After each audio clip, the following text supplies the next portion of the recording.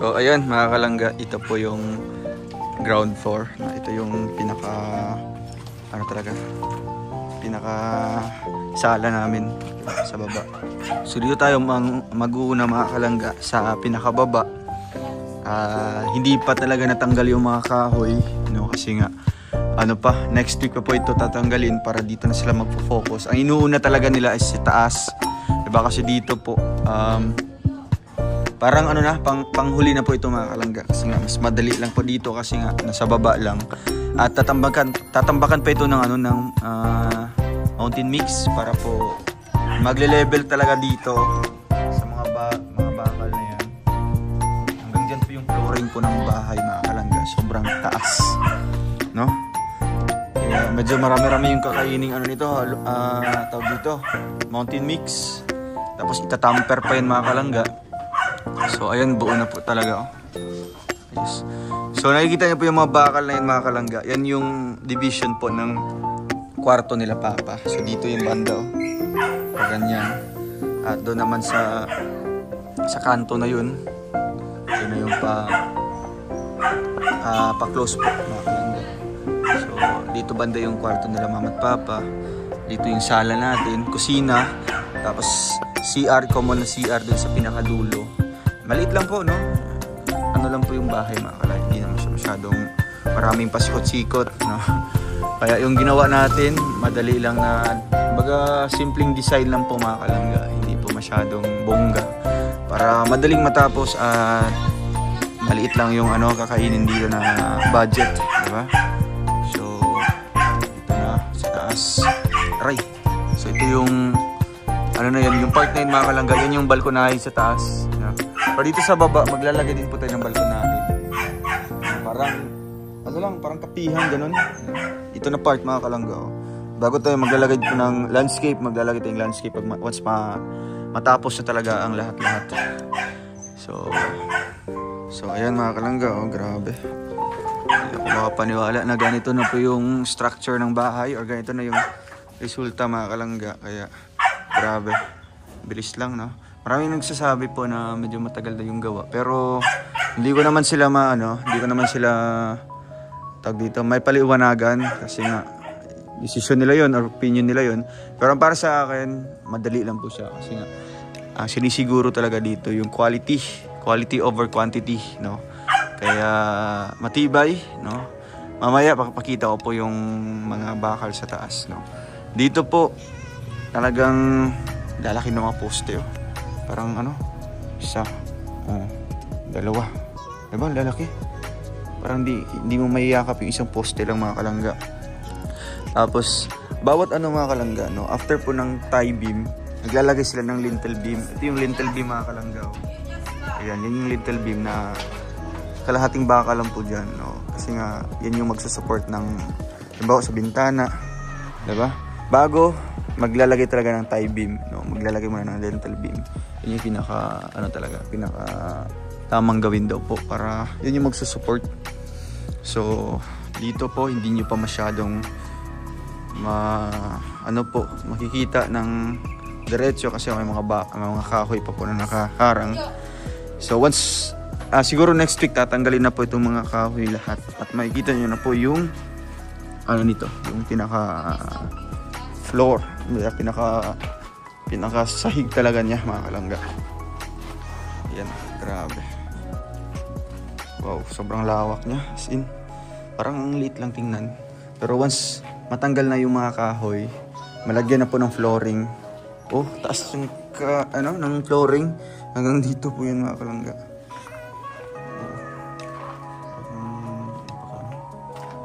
Napakalaki po ng gagastusin dito mga kalangga. So dito banda yung hagdanan, dito na part mga kalangga.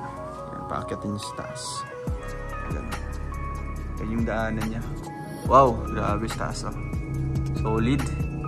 Napakakapal po nito, no? Yung sa kasi sa plano, yung sa plano mga kalangga, although yun, kumbaga sinunod yun, pero kung halimbawa lang po, no, kung yung kapal po ng semento, halimbawa 1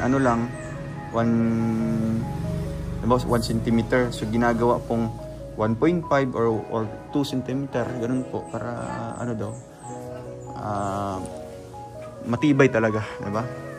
Kasi iniisip natin dito na magtatagal talaga, no? Kasi nga sa mga mangyayari po ng mga trahedya, ganun po. Wag naman po sana. Pero yan na po yung reality natin. No? Kaya ang gagawin nating structure ng bahay ay hindi yung madaling masira, no? Sayang lang po yung pinaghirapan natin. So ayan. Siguro next update natin, wala na po itong mga kahoy dito sa loob, mga kalangga. So akyat tayo sa taas para makikita niyo po yung second floor, mga kalangga. Ayan, dito tayo.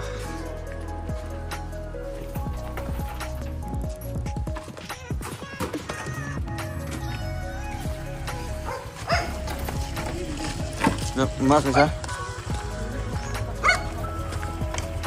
Oops. So dito tayo, mga kalangga. Ayan. Dito tayo. Wow.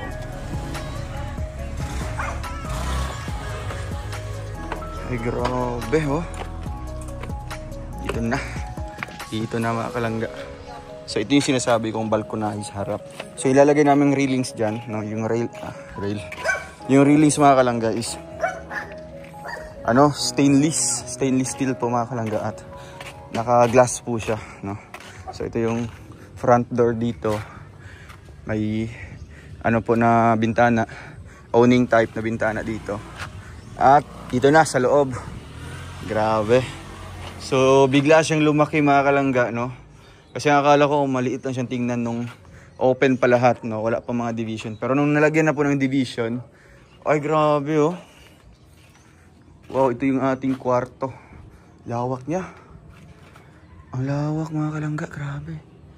Maglalagay kasi tayo dito ng kumbaga closet, 'di ba? Para secured yung mga gamit natin. I mean yung ma-arrange yung mga damit natin. So ito yung ating bintana. Isa, dalawang bintana yan. Oh, ang ganda dito, grabe. Outlet natin, isa, dalawa, tatlo. Oh, tatlo yung outlet natin. Siyempre may CR sa loob. Ayan yung CR, mga kalangga. Grabe. Ayan yung CR. Ito yung bintana dyan. Siyempre may bintana yung CR. At maglalagay tayo ng ventilation, di ba? At ito yung magiging hallway niya, mga kalangga, no? Ito yung pinaka open space talaga sa loob, sa taas. Dito natin lalagay kung ano yung mga furnitures na lalagay natin sa loob, mga kalangga. So ito yung part na ito, mga kalangga, open yan dyan, no? Parang lalagay natin yung mga anong maganda ilagay dyan dito na part, no? Kasi nga wala po, yan, open space yan dito. Parang yung cabinet, no? Alam mo yung mga cabinet na doon i-display yung mga halimbawa yung mga pictures, figurines, di ba? Ganong style, mga kalangga. Dito yun na banda.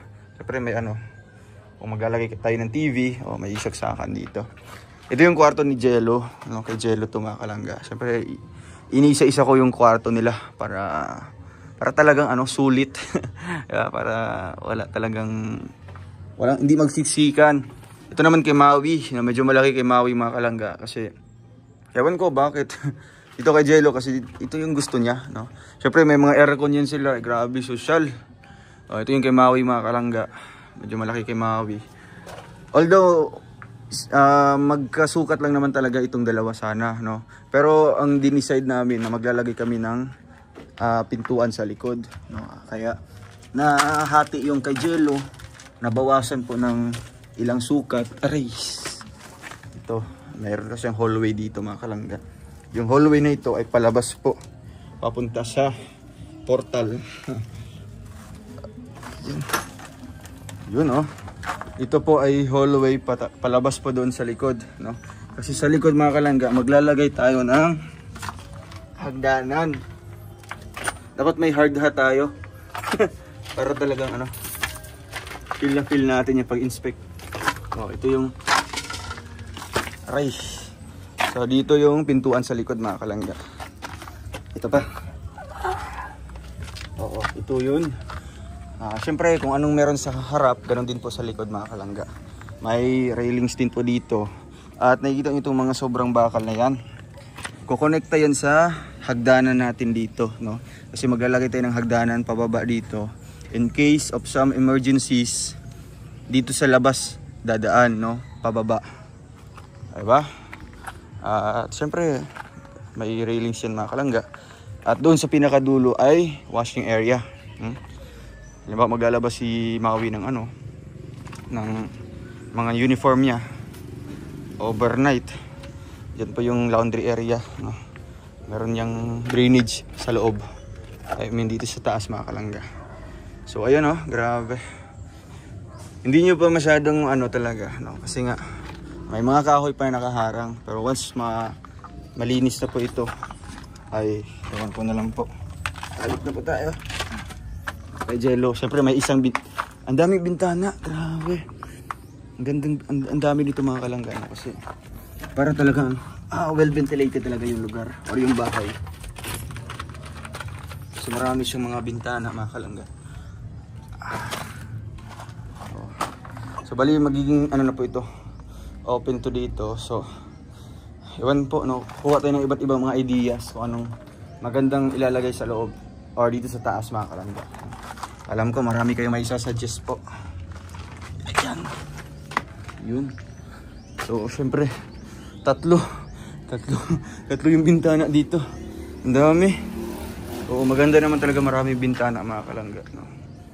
Para syempre ano, mas mahangin talaga kasi nga ano, tabing dagat lang, oh. Yun yung dagat mga kalangga. Pero kung aakyat talaga tayo,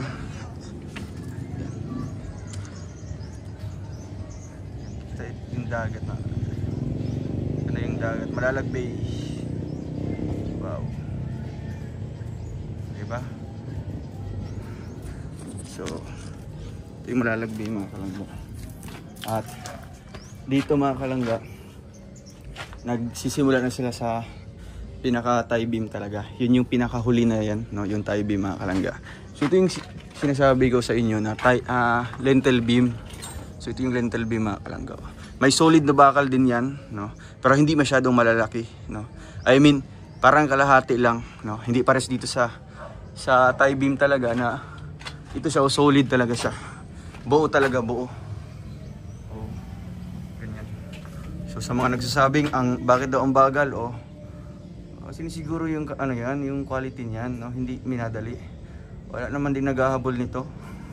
'Di ba? Wala namang naghahabol kung kailan po matapos.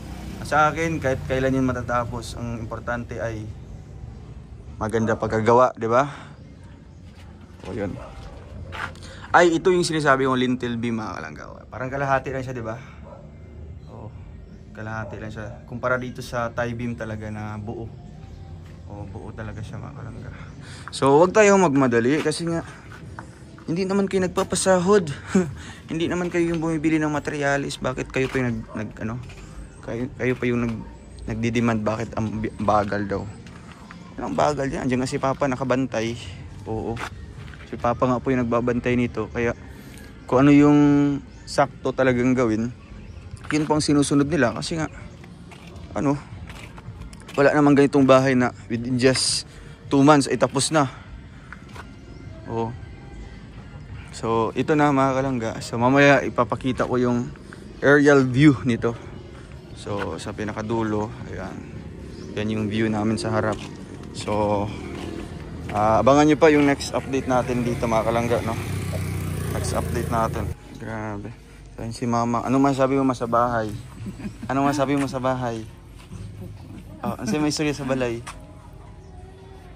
Maganda? Maganda? Maganda ang bahay? Maganda? Maganda? Di ka magkaano? Sabi mo maganda. Maganda ang bahay. Excited na ka mahuman? Excited na ka mahuman? Dreaman yung kwarto po, no? Oh, deha, gwapo kanyang kwarto, ma. Dako kayo, no? Gwapo kayo. Oh, anak, gwapo. Sa taas, nakasaka sa taas. Nakasaka na kayo ito. Laglag ito pag mahuman na. Diba? Tara ka sa view every morning, diba? Grabe. Dakuha sa balay mo eh. No, dako yung balay mo no. Grabe. Kadudong dong. Oh, ito may sa taas. Oo. Oo. Ato aman ni tanan no, ato aman eh. Yan. So, ito na mga kalangga no. Grabe. Abangan nyo pag once matapos na ito.